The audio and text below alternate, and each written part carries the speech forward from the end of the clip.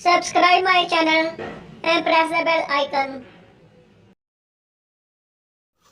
अस्सलाम वालेकुम वीवर्स, कैसे हैं आप? उम्मीद खैर आफियत से होंगे। वीवर्स, आज की इस वीडियो में हम फिर इसी अज़ू ख़ास के हवाले से जो कि सीरीज़ शुरू की हुई है उसके बारे में टॉपिक लेकर आए हैं, मनी पैदा करने वाली दवाएं।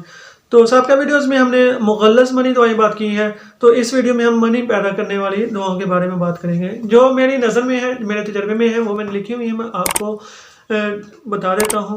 उसमें आ जाता है सुरंजा शीरी, नारियल, जंजबील, कच्ची प्याज, अलसी, ज़ाफ़रान, बादाम, शलजम, शिकाकल, खुरमा, चलगोज़ा, दूध, पिस्ता, चना, गोशत, बादाम, तोरदी सफ़ेद।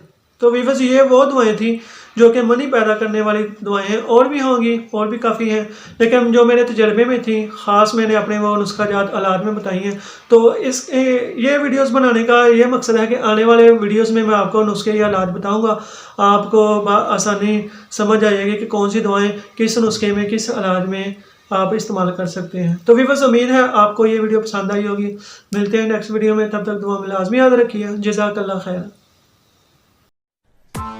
Press the bell icon on the YouTube app and never miss another update.